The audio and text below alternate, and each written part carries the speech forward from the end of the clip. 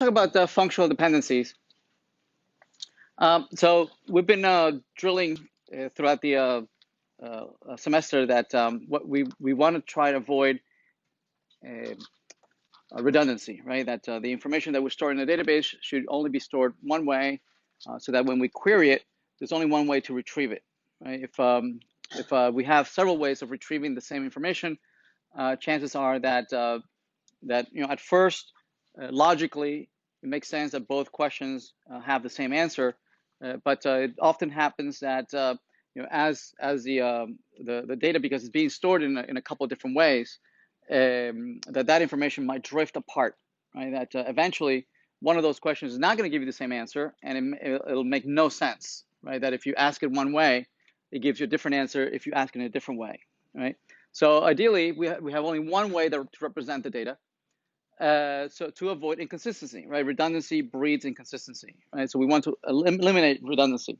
So one of the ways to deal with eliminating redundancies is identifying functional dependencies, right? So functional dependencies is looking for pieces of information in your data set that that tells you if you know something, right? Does that somehow indirectly tell you something about something else, right? That if you know this, well, you're certainly going to know that, right? So for instance, if I tell you that a car is a Corolla, then it implies then that it's a Toyota, yes?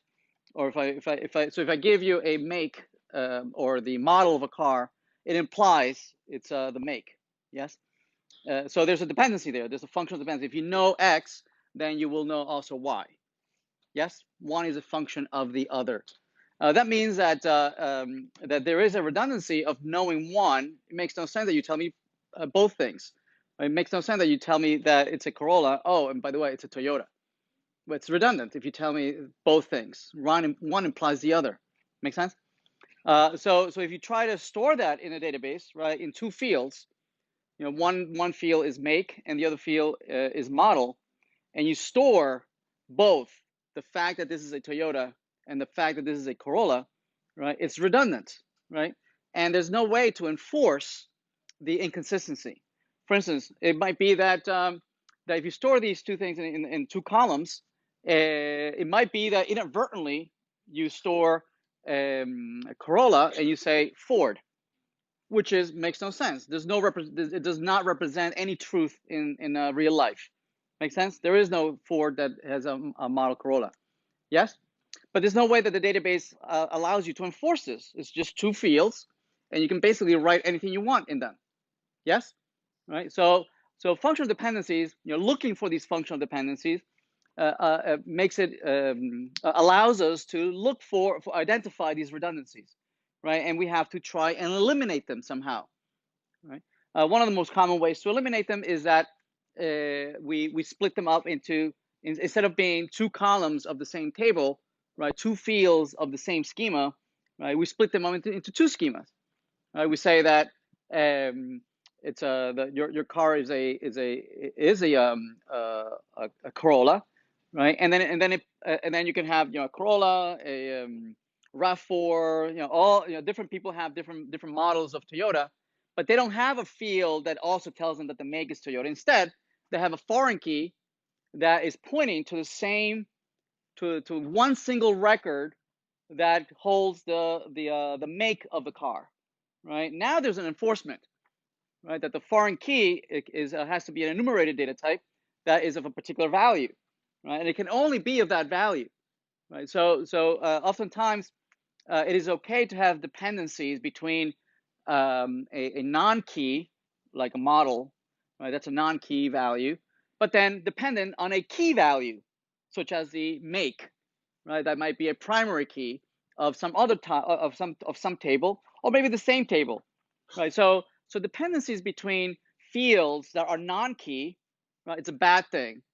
But dependencies between a non-key field and a key field, it's okay. Actually, eventually, as we'll talk about normalization, those are the only things that you should depend on, right? All the fields should only depend on the key, only the key, and nothing but the key, right? Ideally, just by knowing my social security number, you know everything about me, That's the only key that really matters, right? And that's the only representation of me here in planet Earth.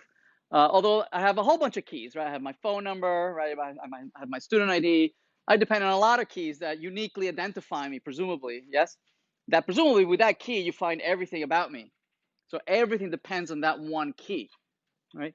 So it makes sense, right? So that's what we're going to talk about, functional dependencies, when they're okay, when they're not okay, right? First, we'll look at the no okay, right? When it's not okay to have a dependency, and then we'll see when it's okay to have a dependency, right? So the redundant relationships yield redundant fields, right? And whenever you have redundant fields, you might have inconsistency, like Corolla and Ford. There's no way to enforce that.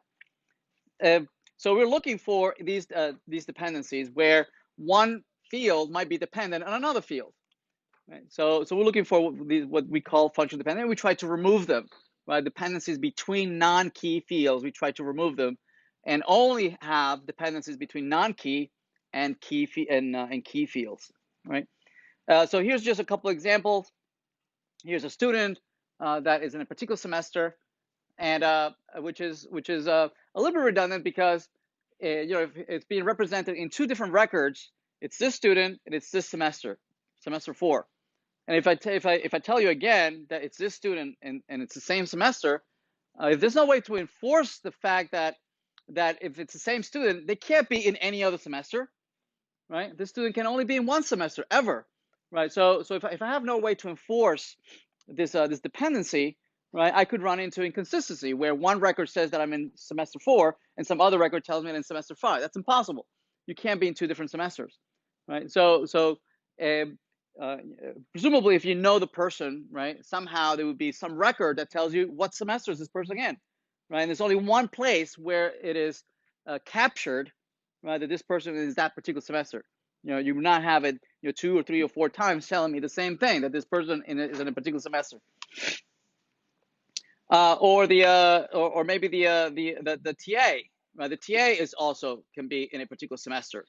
They can only be in semester 4, right? So if you're looking for these dependencies where you have some fields on the left-hand side, they might give you a hint on what the values are for the fields on the right-hand side, right? If you know and dependencies fall from rules, whatever rules. As you read the paragraphs, yes, as you read the requirements, it is your responsibility as a data analyst, right, looking at your information, looking for these dependencies. Are there fields, right, that one kind of tells you the other thing, right?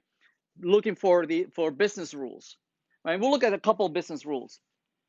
So formally, graphically or conceptually, we write it like this. We have the left-hand side is the determinant set, which tells you the dependent set, meaning one depends on the other. Right? The make depends on the model. If you know the model, well, of course you're going to know the make. Right? It's one depends on the other. So we're going to look for these. Consider a simple database, right? A university database where you have a section which is being taught by a particular professor, and the year that particular section was offered. Yes, and then you have the course on the right-hand side where it has the title. So is there redundancy here? Is there a functional dependency? Right. Well, it depends. It depends on the text as you read it. Only the text will tell you whether it's a dependency or not. Not the UML class diagram, right? If you have two fields and you have two fields that says car model and car make, right? One depends on the other only because we know the rule, right? That Toyota makes all these cars, right? And that if you know the car, the model, you know the car maker, only because we know that rule. If we didn't know that rule, right, or that rule didn't exist, that any car maker can make any model, that it's okay for Ford to make a Corolla, meaning that there is no rule, then it's not a dependency. Yes, it's okay to have two fields to have any value, right? It's okay to have GM make RAV4s, okay? Only because we know the rule, then we can determine that's a dependency. Make sense? So same thing here. If you start looking at rules, like for instance, a professor can only teach one course. the professor can only teach one course. Einstein only can teach physics. Okay? Well, if that's the rule, then that means that if you know one of them, you'll know the other, right? So who's teaching this? Einstein. Well, they must be teaching physics. It would make no sense to have two fields next to each other where it says the professor and also the course, right? It would be redundant, right? It would, and if I don't have a way to enforce the fact that if I have no way to enforce this rule, then I can run into inconsistency, right? I would have to look for ways that I can enforce this, right? By eliminating the functional dependency between two fields, and maybe making one of them a primary key, right? And then depend on that primary key, right? Where Einstein can have a one-to-many relationship between Einstein and then associate to just one course, right? Many sections of the same course taught by the same professor. So for instance, if I have this table here where Einstein and course ID are two fields of the same table, right? If the rule wasn't there that Einstein can only teach physics, I'm sorry, that a professor can only teach one course. If we don't have that rule, then it's okay for Einstein to teach physics and also for Einstein to teach dance, right? That there's no problem with that, right? Only because the rule is there that professors can teach one course. Now this is a redundancy. There's an inconsistency. Make sense, right? So the data will never tell you whether something is wrong, right? It's not by you looking at the schema and looking at the data, right, that it'll pop out at you and saying, "Ooh, there's a dependency here, right? There's an inconsistency, there's redundancy." Only by looking at the rules, that the business rule, as you read them, will it tell you whether there's a redundancy or not. Yeah. So left-hand side tells you what the right-hand side is. So here's another one. All sections in a year must be taught by the same professor. So if you have meaning if you know the year, then you know the professor, right, of a particular section, right? So if you have sections and you have the combination of sections and year and whatnot, will tell you that what professor is teaching it, right? So the functional dependencies are not good when you cannot enforce them, and you cannot enforce them if the fields are non-keys. You can only enforce them if at least one of them is a key and the other one is a non-key. This is just a couple of other examples. Professor year offered, course or course ID, section year offers a section ID. And here's just some examples of some data that might be okay before the rule, but when they introduce the rule, it's not okay anymore, right? So the data itself, it's not implicitly wrong. It's only wrong within the context of some business rule, right? So when you for instance before, when you only had this, and you had the year and the professor and the course that they taught, it was perfectly fine. But when the Einstein is teaching 1950, 1951, and notice that Bohr's is also teaching in 1951. But when they add the rule that a course is taught at most once a year, then now our data is no good. Our data is no good because it breaks these rules, right? Because physics is being taught several years. So there is a problem when we have dependencies between fields that are non-keys. Yes, but actually it's okay to have dependencies between a field and a field that is a key. So non-key, right, and a key. So actually these dependencies might help us try to decide that, maybe some of these fields should not be non-keys. Maybe some of these fields should be keys. For instance, for the example of saying that you have a car model and a car in a car make, right? That say, wait a minute, maybe car make should not be a field, just a non-key field. It should be a primary key, right? So these functional dependencies might help us identify what fields actually would be a good candidate for a primary key. Yes, right. Oftentimes these primary keys, ideally these primary keys might be natural keys, and by natural keys we mean something that represents some physical phenomenon or something in the real life, like a car make, Yes, car make, represents actual corporations. Yes, Toyota and whatnot. Yeah, but oftentimes we can't think, or it's not unique enough for us to come up with an actual key. That's why you end up with so many artificial keys, such as NUIDs, social security numbers, and the name of the number in a credit card, a phone number, right? That there's nothing enough that is unique about us to make us to make us dependent on us as an entity, right? We have to come up with these artificial keys, right? That are just random numbers. So yeah, so these dependencies help us identify what the keys are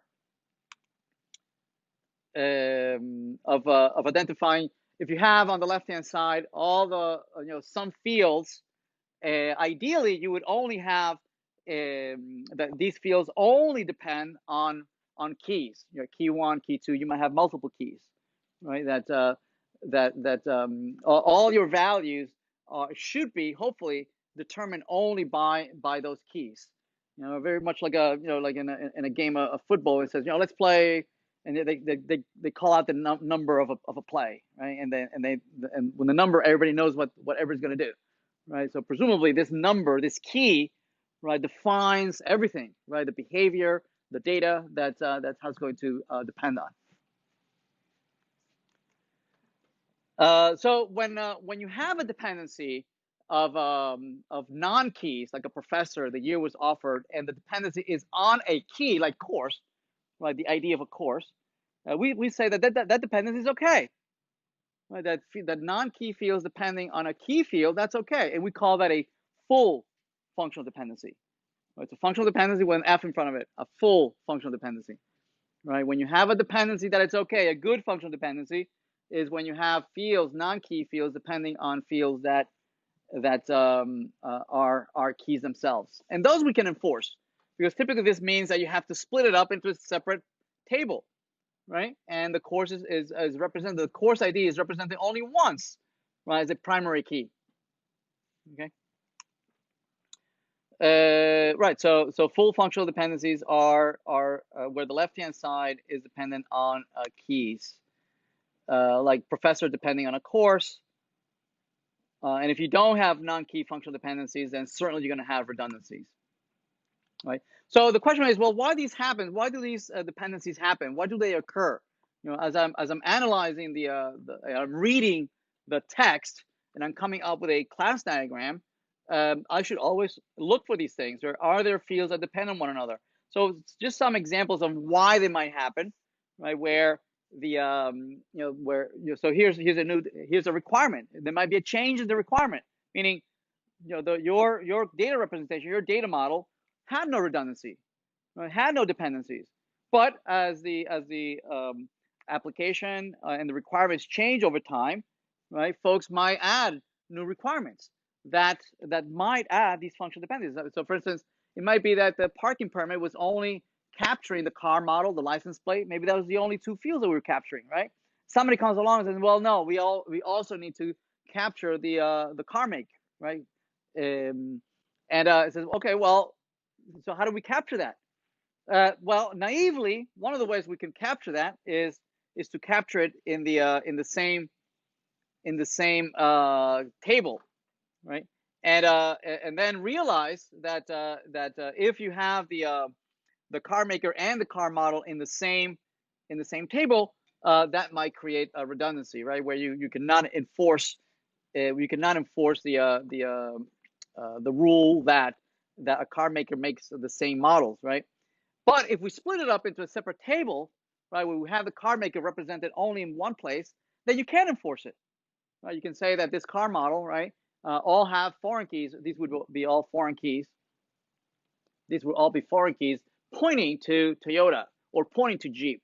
If instead this field was part of this table, then there would be no way to enforce it, right? You could end up with Toyota with Grand Cherokee, or Corolla with Ford, or Jeep or something, right? And there's no way to enforce it. But if you put it in a separate table and you have a foreign key that references a primary key, then you can enforce it using referential integrity. Yeah, so this might have been a first approach where you have both the car model and the car maker in the same table, and then as you analyze, right, you realize that if you know one, then it tells you you can certainly know the other, right? If you know the car model, you know there's a car maker, right? There's a dependency, and so we decide to not keep it in the same table. Instead, we decided to break it out into a separate table, right? We have inconsistencies such as Corolla GM, Corolla Ford, right? There's an inconsistency there. So we decide to split it out into using referential integrity and put them in separate tables. All the times it might be that we might have omitted a relationship, right? Right, where we might have captured the section, the professor, the course, right? And somebody comes up with a new rule. Somebody comes up, as folks use the application, they might either change a requirement or add new requirements, and they come up with say, well, professor teaches exactly one course. Well, nowhere do we have that captured in our original class diagram. Now somehow the course would need to know about the professor, right? We need to maintain some history on who teaches what, right, over time, and then when we know one, if we know the course, if the professor teaches exactly one course, that means that we need to somehow enforce that, right? That no other that professor is not going to teach anything else. That's all they're going to teach. Whether we need to ask, well, is this always? Is this only within a year? Is that within a semester? Right? We might ask these kinds of questions. Are those also parts of the rule, or is this forever? The professor only teaches this and that's it, right? So we need to know these things, right?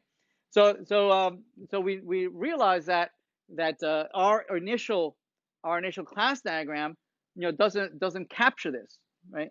It doesn't capture this relationship. Notice that we have here in the section, we have the professor and the course ID, right? That means that we could put any combination of this here, right? Of professors and course ID. Any professor can teach any course, right? Einstein can teach dance, and Einstein can teach physics. There's nothing here stopping us from breaking the rule, right? There's nothing stopping us from breaking the rule. We need to enforce it. So some of these omitted relationships might cause that there's no way to enforce it. It might be that you let it go. Maybe you don't enforce it, and that's okay. It's okay. And maybe you enforce it only at the social level, right? It's up to the humans as they're doing their data entry to know, oh, Einstein teaches always physics, right? And everybody knows this, and so they would never put Einstein teaching dance. Yes? And you leave it at that, meaning you don't enforce it at the application level, you don't enforce it at the database level, and maybe that's okay. Right? You need to measure always what is the how important is it to enforce certain rules, and how would you enforce it? Could you enforce it at the social level, just training people, just not to make data entry errors, right? Or you might enforce it at the front end level, right?